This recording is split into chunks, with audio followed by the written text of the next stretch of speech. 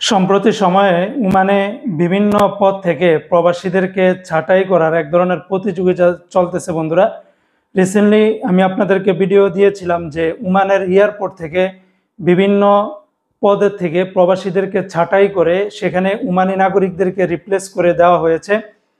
আজকের এই ভিডিওতে আপনারা একটু নিউজের দিকে খেয়াল করেন যে ওমানের যে জাতীয় বিমান রয়েছে ওমান এয়ার, সেই ওমান এয়ার থেকে প্রায় 1000 জন মানে চাকরি থেকে তাদেরকে অন্য জায়গাতে সরিয়ে নেওয়া হয়েছে।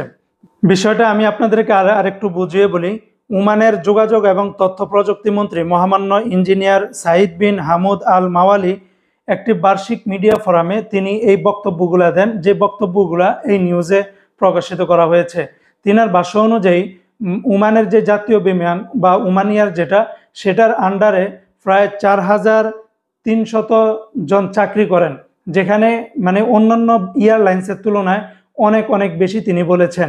তবে এই ওমান এয়ারের ভিতরে কতজন চাকরি করলে পারফেক্ট হয় সেটা তিনি বলেছেন যে 2700 থেকে 3000-এর ভিতরে লোক থাকলে সব থেকে ভালো হয়। তবে এর ভিতরে যাদেরকে 1000 জন যাদেরকে চাকরি থেকে রিপ্লেস বা অন্য চাকরি দেওয়ার জন্য সিদ্ধান্ত নিয়েছে, এদের ভিতরে কিন্তু 500 জন প্রবাসী ছিল। আবার এর ভিতরে ওমানি নাগরিকও ছিল।